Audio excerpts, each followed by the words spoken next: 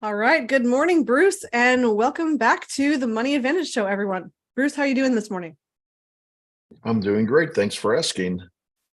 Awesome. Well, we are back together after a little break of you've been doing some shows on your own. Thank you so much for just continuing on this great educational work that we're doing and just being able to keep people abreast of what is going on in the infinite banking world and infinite banking space.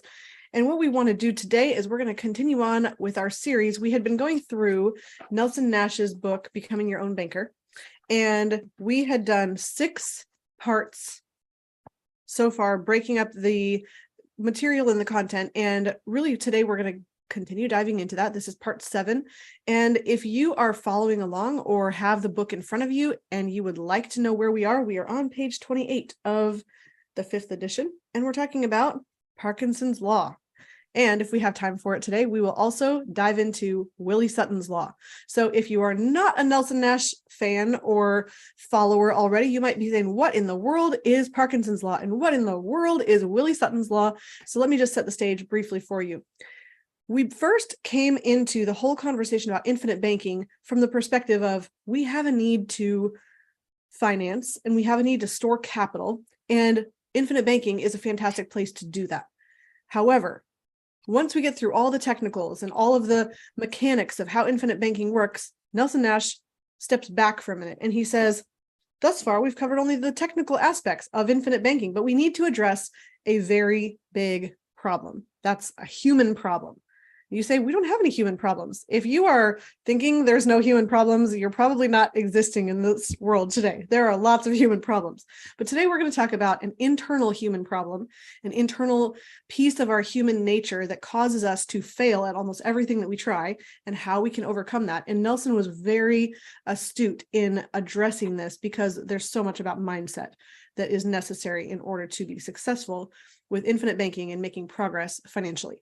So before I give away the whole story, Bruce, let's just hear your perspective before we dive into this. Well, yeah, I'm shocked every once in a while. I will go onto Amazon and I will read some of the reviews, and most of them are very positive of Nelson's book, Becoming Your Own Banker. The negative ones tend to be negative towards the fact that Nelson, they said it was too folksy, and it's really not a book about finance. It's actually a book about how people behave, and they didn't like that. And I thought, if we go back to Nelson, 5 tenets, one was rethink your thinking, and those people haven't rethought their thinking. They already think they have it all figured out, and they think it's all about the numbers. That's what will make them successful and build their wealth and so on and so forth. And Nelson obviously thinks that's important because he talks about how much money's flowing out of your control as far as financing. But I think what we're going to talk about today is actually more important, because if you could overcome some of the Parkinson law things, then you wouldn't even have to finance things. And what's interesting about that is, I know we have listeners in other countries, but most of our listeners are in the United States, and the United States does a great job of marketing consumption to the American people. Oh, absolutely. Yeah. And frankly, our government does it. They talk about retail numbers and how much spending's going on, the economics of it, and so on and so forth. And, Nelson was an Austrian economist, and the Austrians believe in sound money and not multiplying the money and actually saving before you buy. And, we're coming up on $33 trillion of debt as the time we do this podcast. And we're paying interest on that debt. And, if people would stop and think about this in their own households, when they have debts, let's say they have $30,000 of car debt, and they have $30,000 of credit card debt, and they're paying $600 to the car, and they're paying $1,200 to the credit card. That's $1,800 that's going to pay interest that could be used for your family to save. And I always say, when you save, that's more than you can then invest or frankly, give away if you'd like, if that's part of your mission. Mm-hmm. So really the cost of financing actually drags your own personal economy, just like it drags our GDP growth in the United States. And so Nelson says it's not about getting a better rate of return. It's not about the next greatest investment. It's about overcoming a couple of human flaws that we have. And that's the folksy part about it. And that's the part that I really liked about Nelson. Nelson was a kind, gentle, small, very small man, but he always looked at things in a big perspective, even though he was small, and he knew humans had flaws. He was also a Christian man, and he used to always talk about, we don't need all these laws, we just need the 10 Commandments. And so I think of people, if they're really trying to be successful with their families, and whatever that means to them, whatever that means as far as the amount of success they have with money, relationships, you really need to start by looking inside yourself and taking personal responsibility. And I know this is a long kind of introduction, but this is the stuff I'm seeing on social media right now, where certain social media finance people are talking about, oh, look, you can do this in 3 years. You can pay off your mortgage in 5 years without ever changing anything you do, or you can grow wealth easily by using leverage and investing in this and the cash flow, and you're going to have more passive cash flow in just 2 years, and you can stop working. And I'm like, if we all sit down, or maybe not sit down, but take a step back and say, is that really possible? I mean, it's really a stretch to think that you can do all those things in a very short period of time, but they play on people's emotions. And you really need to take personal and full responsibility of doing your education, not only about the things you want to do, but take full responsibility in the education of looking inside and seeing how you're really thinking about that situation. Well, Bruce, I think what's really interesting about the whole thing is that it can be very easy to focus on something outside of ourselves, because that can seem easier to grasp. But if we have to look inside, well, then we have to get introspective, and we have to be honest about ourselves, and we have to deal with our faults, and we have to overcome them. And that's a lot of work. And it seems like I love the comment we had here. Ghostwriter is the name on YouTube, but he said, I love the human capital aspect. We don't talk about it because it's seen as a soft science. I mean, when anything is seen as not as measurable, not as concrete, not as data driven, not as analytical, not as rational, that word's going to come up in a minute, not as objective, it seems like it can't be as important. But the truth is, what's inside of us is really what drives our success or lack of success with any system we use. And you can use a perfect system, or you can have a perfect product, or you can have a perfect strategy. But if you inside are not using it well with the right mindset, it's not going to work. And so the difference between two people using the exact same strategy is going to be their mindset drives who's going to be the winner. And that's found to be true in Olympic athletes. You might have two people with the exact same skills. The one who's going to win is the one who has conquered their mindset just a little bit more than somebody else. It's not really just a matter of what's physical and external. It's really a lot of what is inside. Yeah, it's amazing. You know, I love our guests that we have on, and I love our clients. I learn a lot from them. So like Nene, one of our clients, has Nigerian descent. And I've met many Nigerians that have immigrated over the years, and they're very entrepreneurial minded. And I asked Nene one day, I said, hey, why are Nigerians so entrepreneurial minded? She said, well, in Nigeria, there's no real government programs that can support you. So you have to be entrepreneurial to survive in that situation. And so it is about mindset.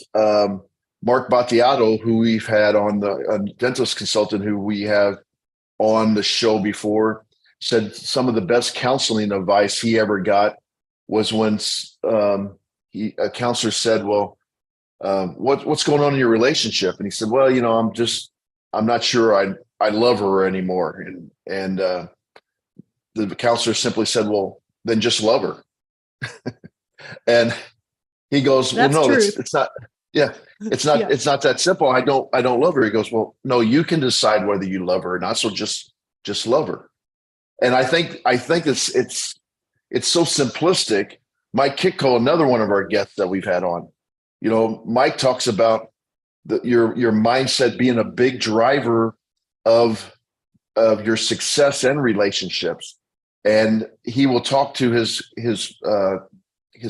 mastermind classes, and he will tell them to visualize, you know, their new future, because that visualization will actually take them someplace. And he has a great following that he has helped along because of that visualization of mindset going forward. So our mind, we don't even know where we can take things into the future because of the limitations of our understanding of our own mind. But what I do know is I have a really good friend that I've known for 40 years, and he's the most pessimistic person that I've ever been around. And he always says that I want to be pessimistic so that when it happens, I don't get too down. I've already been down. And when it doesn't happen, I actually am more excited. And I said, well, Rick, how often do you get excited? He goes, well, not very often, because he's pessimistic. And I said, well, then why actually feel bad about those times when you are optimistic? You've wasted all that energy and you didn't have to. And he still couldn't get that concept, you know, going forward. So when you're looking around your life, you got to look for signs, and you got to surround yourself with people that think like you. I don't know if our listeners know, but I like to play golf. A lot of people like to play golf, and there's a certain things about golf that I think are very much like life. And one of them is you have to play the ball where it lies, where no matter where you hit it. And you know, people will hit out of the fairway and they will leave a little depression. It's called a divot. And occasionally you'll hit the ball and it goes into a divot. And it's like, how is that fair? You know, you've hit it right down the center of the fairway, and yet now it goes into a depression and you're going to have a very difficult time of hitting it. Well, that is like life is. Sometimes you're going to do everything right and something's going to go wrong. We talked about this in our business episode once before, where you can have the greatest business plan and you can have the greatest service or product that people need, but if you're in the wrong economic environment, you're not going to be successful. And then you could also have the wrong economic environment. You could have a service and you're not very good at it, but because not other people have been put out of business for a certain reason, people have to turn to you. So you can actually be in a really good bad economic environment, but something that's caused other people to go out of business, so they have to turn to you.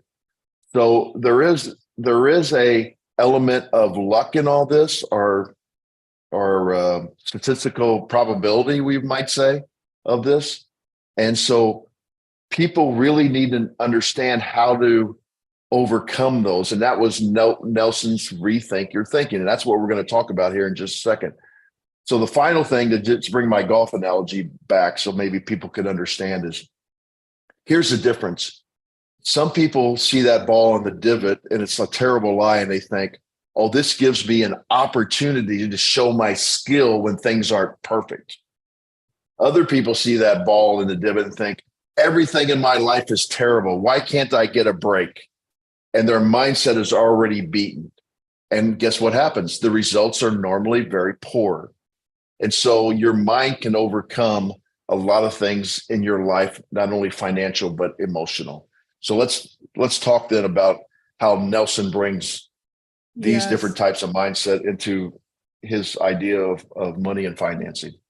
Well, Bruce, again, it's all personal responsibility. You can't change the outcome, but you can change what you do to get the best outcome. So we didn't ask this question at the beginning. I would love to know, drop in a comment if you are already familiar with, and if you have read Becoming Your Own Banker. So say, yes, I've read Becoming Your Own Banker.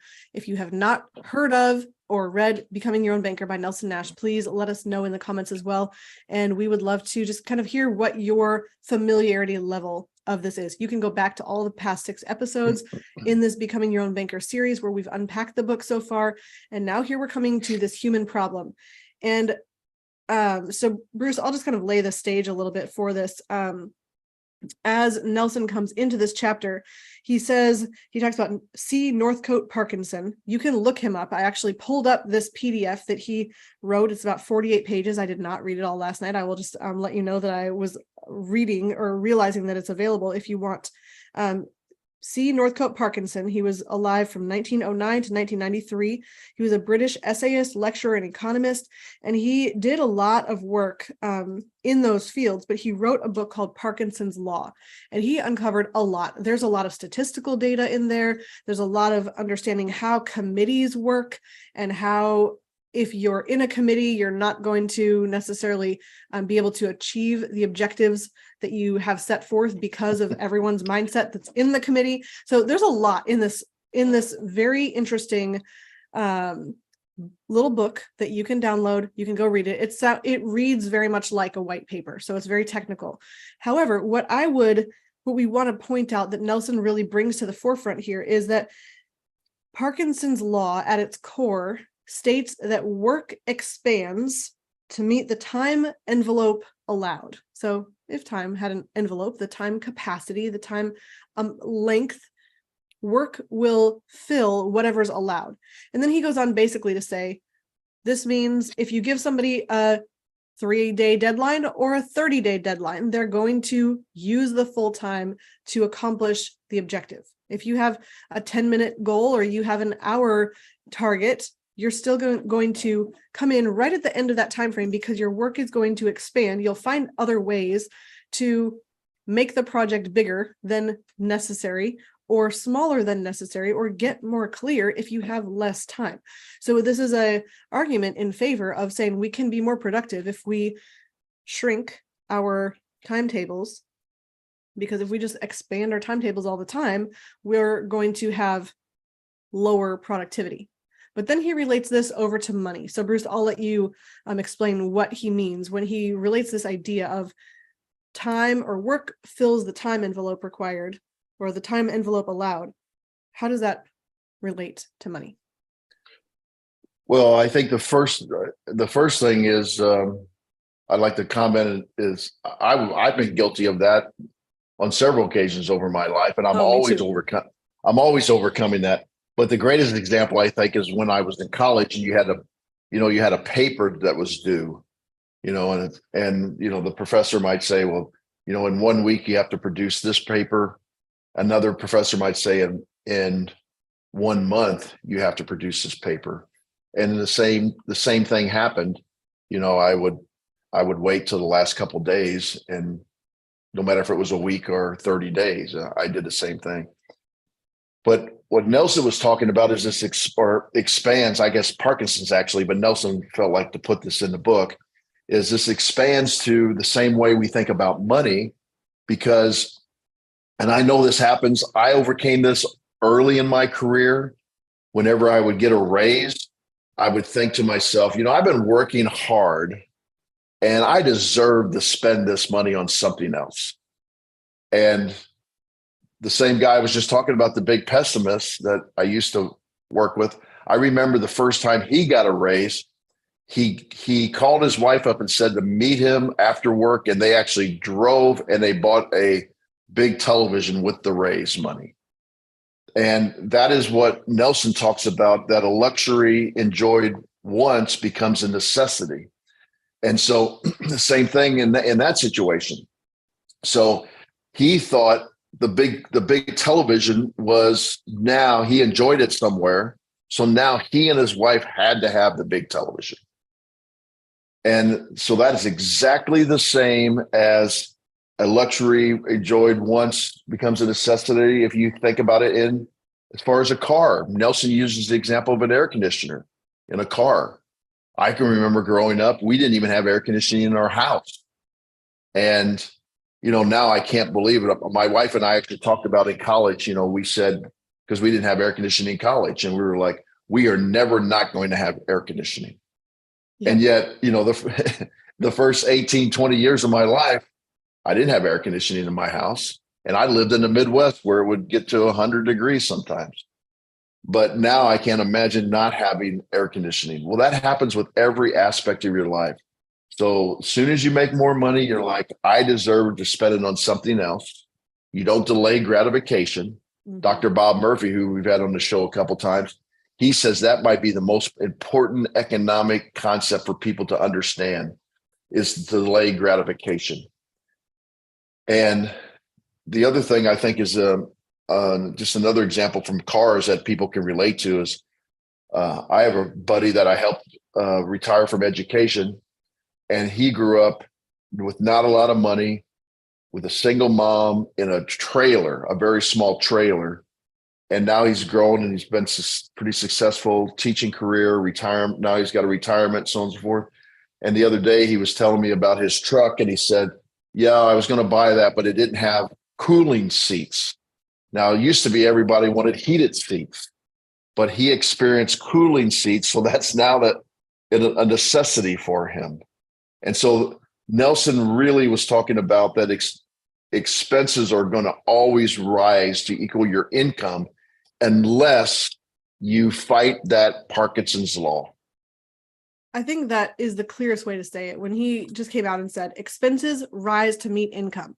What does this exactly mean? This means if I make $20,000, I will have a year. Let's just say $20,000 a year. I don't know anyone who could live on $20,000 a year. So I'm picking a number that's very, very low. So if that's my income, I will have a desire to spend, let's say, probably about $50,000 in that year, because human nature sees things that we want that we cannot afford, and we have to have them, or we desire to have them. This is the phenomena that he's pointing out of Parkinson's law that exists in all human nature. Our desire, our appetite for things, for better, for more luxury, for a nicer this, a nicer that, more vacation, a better car, whatever it is always higher than your income. So now my income raises to that $50,000. Am I satisfied now that I can purchase all $50,000 that I wanted before? Of course not. Now my appetite's probably about $200,000, because now I said, ooh, now I have more income. Now I can spend more. Ooh, now I don't just want what I wanted before. Now I want something even better than that. Now I make $200,000. Am I satisfied at $200,000? No, now my appetites are closer to probably $800,000, because, well, we all have that craving for more. If you make $4 million a year, there's still an appetite for more than you can afford. Nelson brings this so poignantly into the front and center of the conversation, because he says we cannot keep chasing higher income so that we can spend on all the things that we want. The problem is that if we do that, if we follow our appetites, our desires, we'll never be in a position that we can save. We'll never get ahead financially because we've not delayed gratification. We're being driven by our appetite, which is not, excuse me, my nose is bothering me a bit. So, which is not being elevated to our highest way of living as a human. It's really almost more an animalistic way of operating. It's, I desire it, therefore I need to have it.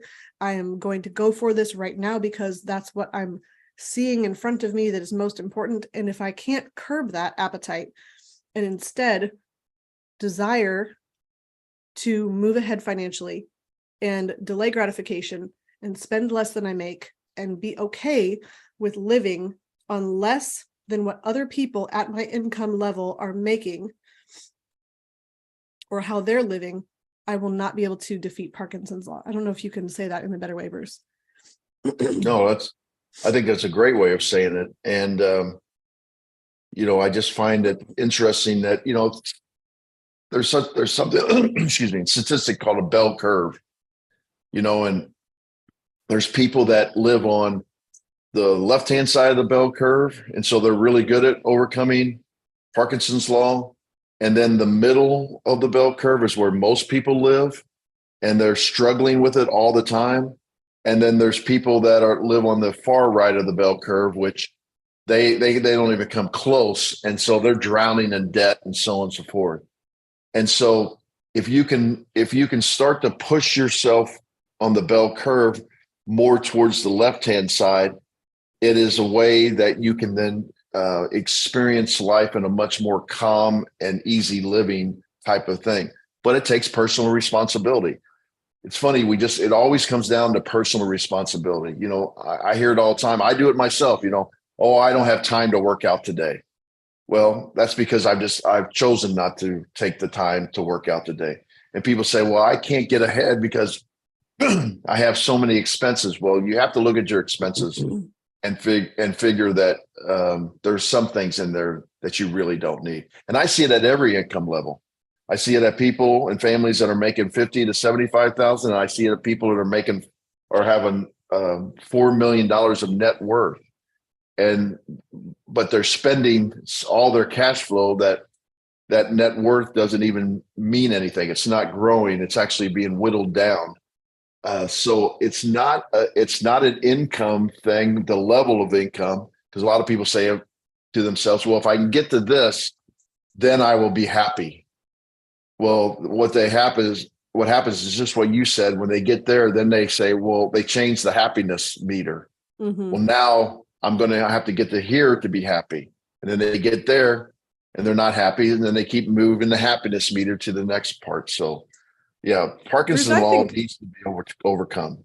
I think that relates back to the materialistic culture that we have, especially in America, where we are so driven by what we see everyone else having and making. And it can seem like we are the only ones who are struggling because everyone else is affording this thing that we want and that thing that we want. And they have this and they have that. Well, we are only seeing, you know, person A's life in this category that they've chosen to spend in that area and person B's life in this category. And we're not evaluating their entire financial picture and their entire financial life or how far ahead they are financially. So we have a question, and I think I'm going to just break this down really briefly. So the question is, could you please explain the first point of Parkinson's law again and its relation to infinite banking? So let me just wrap this whole piece in a nutshell. Parkinson's law basically says it relates time to money. It says that your work or the amount of time that you spend on a project is going to expand to fill the time allocated. Then it relates over to money. And it says our expenses will always rise to meet income. What that means is that if we cannot curb our insatiable appetite to spend money on expenses, on things, we'll never be able to save money. We can, in order to use infinite banking, you have to save. But you can have the logic of saying, well, at the current income I make, I'm spending everything. I can't afford to save. I will save when I make more money. Then you start making more money. And lo and behold, you now no longer have that excess you thought you would have to be able to save because now there's an appetite to fill all of that with expenses. So I hope that comes across clearly. I do want to make another point as well. So Bruce, you were talking about the bell curve. And what's interesting about the bell curve is that you mentioned people who maybe don't struggle with Parkinson's law as much because they're, frankly, miserly, scrimping, saving everything, never enjoying life. So you can be on that spectrum and not living well. Or you can be on the other side and saying, I've got to live each day to the fullest. I need to spend everything that I have. I don't know if tomorrow's promised, so I'm going to spend everything. And really, I would say on either side, maybe it's a different bell curve, but you can be in scarcity. You can be living in fear and worry and frustration, whether you're spending nothing and saving everything, or whether you're spending everything and saving nothing. So neither is a good position to be in. Really, what we want to do is have a healthy view of money, a healthy relationship with money, where we have a systematic way of saving first, having good money habits, spending the rest, No, you don't have to live on rice and beans. No, you don't have to go eat tuna and ramen. You don't have to sell all your cars and walk to the grocery store and bike only and never buy gas again. You don't have to turn off your AC and your heat in your house. You don't have to not buy clothes for the next 20 years. So we're not talking about a miserly way of living that makes you a miserable human. I mean, that's not what we're talking about. What we are saying is that it's really important to recognize you don't have to keep up with the Joneses. You're not in competition with anyone else. You don't have to have the best boat and the nicest car and the newest remodel in your kitchen in order to be a successful human that's worthy and deserving of respect. And if you can respect yourself for the decisions that you're making, other people will respect you. You don't have to earn other people's favor by the way that you spend and show off opulence to them. Yeah. And it's simple. I think, maybe I glossed over this, but simply means that you actually save first before spending. Because then you would realize that as soon as you get more money, it doesn't have to leave you right away. It can actually be placed somewhere to actually benefit you for a longer period of time. And how's it benefit? Well, maybe it is from investments, but the biggest benefit in relationship to IBC is you eliminate the need for finance because you finance everything. Whether you pay cash for it right away, you lose the ability to make money on that money or the opportunity cost, or you finance it and then you keep paying the financing fees. So if you can delay gratification by not expanding your spending right away, that's how it relates to IBC. Because if you can defeat Parkinson's law, you can save, and you might save in an infinite banking policy and have more money to put over into infinite banking. And then here's the amazing thing. When your income rises and you already have Parkinson's law beat in your life, and you've already defeated this urge to have to spend everything right now you have a rise in income. Now you have more money to increase what you're putting into infinite banking. You can start another infinite banking policy, or you can pay back a loan. You have more capital that you can put into your infinite banking or family banking system. Bruce, this was really funny, I think, at the end. Parkinson told a story about a British government official who served in the time of World War I, and he said young civil servants would come into the office and they would bustle in with all these important documents, and this government official, then as they would reach the door, they were leaving, he would say, "Oh, one thing," and they would say, "Yes, what's that?" And he would say, "Remember Rule 6." And they'd say, "Yes, sir, of course." And then they'd say, "Okay, well, actually, what is Rule 6? Well, Rule 6 was don't take yourself too seriously." And then they would say, "Oh, wait a minute, what about all the other rules?" And he said, "There is no other rules. There are no other rules." And I think what's very funny about that and interesting is that we can take ourselves way too seriously in this trying to attempt to beat Parkinson's law. We can try to be purely rational about it. We can try to say, well, I just don't need to spend anything. That's kind of the more towards the miserly, the hoarding, just frustrated, penny pinching person that you probably wouldn't want to be around, and no one else is going to want to be around either. So we don't want to be in that boat where we're saying, oh, I can't spend anything. I can never enjoy life. I can't ever give anything to other people. I can only hoard this money and store it away. So don't take yourself too seriously in this matter. I think really it comes down to have personal responsibility, and then realize that you need to make good decisions, but also,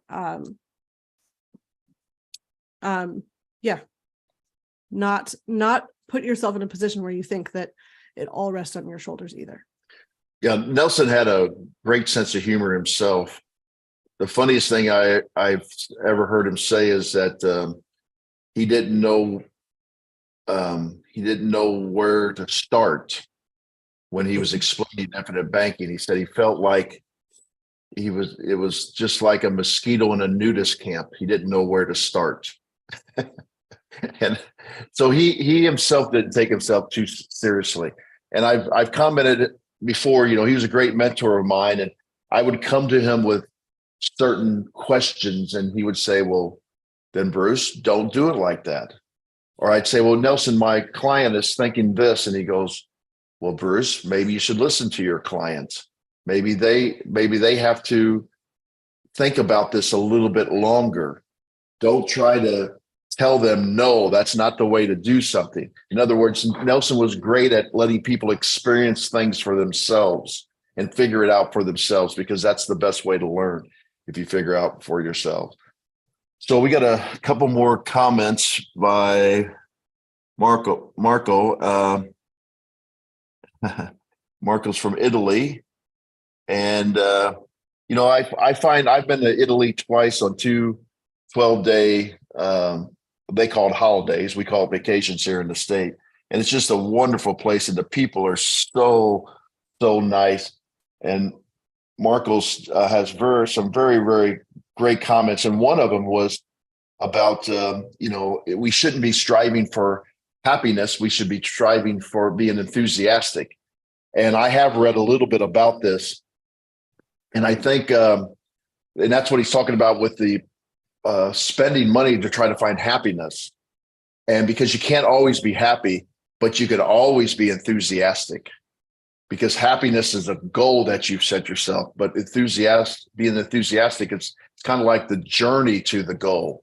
And I think that's a very good point, Marcus. And then he also says, we'll make a trip to Italy. It will be nice and interesting. We can meet. Marco, I agree. I love that place. It's one of the places that my wife and I have talked about spending, considerable time, and would love to meet up with you sometime.